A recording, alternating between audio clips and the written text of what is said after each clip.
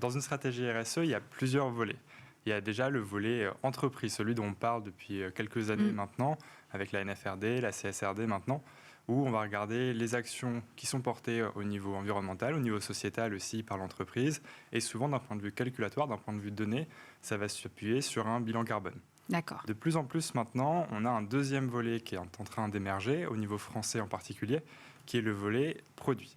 Et là, effectivement, l'objectif va être de pouvoir calculer un score environnemental par produit. Et pour faire ça, il faut être capable de remonter le cycle de vie des matières premières jusqu'à la fin de vie de chaque produit. On s'appuie aujourd'hui sur 2 référentiels. Le premier qui s'appelle PEF, Product Environmental Footprint, donc l'empreinte environnementale produit en français, qui a été retenue par l'Union européenne pour tout ce qui va concerner les produits EPI, les produits de protection individuelle, et D'accord. puis bien sûr l'ADEME, notamment sur tous les produits mobiliers de bureau. Ces 2 référentiels permettent sur des critères, il y en a entre 12 et 16, de déterminer des scores d'impact environnemental produit.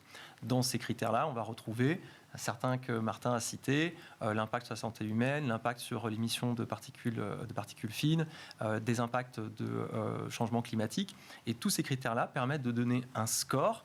Ça reprend un petit peu le Nutri-Score, effectivement, qu'on connaît un peu plus en tant que consommateur. On va être en capacité de produire et de fournir à nos clients des données par des scores, avec des lettres qui vont de A à E, et qui vont à la fois donner un éclaircissement sur la mesure de l'impact environnemental des produits à nos clients, mais en plus de ça, vous l'avez cité tout à l'heure, la possibilité de comparer des produits et des utilisations entre elles. C'est ça qui est important aujourd'hui. L'enjeu pour nous, c'est que la data et l'analyse de la performance à partir de cette data, elle se déploie au sein de chacun de nos métiers et qu'effectivement, l'approche, quand on vise le développement d'un nouveau service, d'un nouveau produit ou d'un nouvel investissement, soit non plus uniquement sous l'angle financier ou économique, mais aussi sous l'angle extra-financier.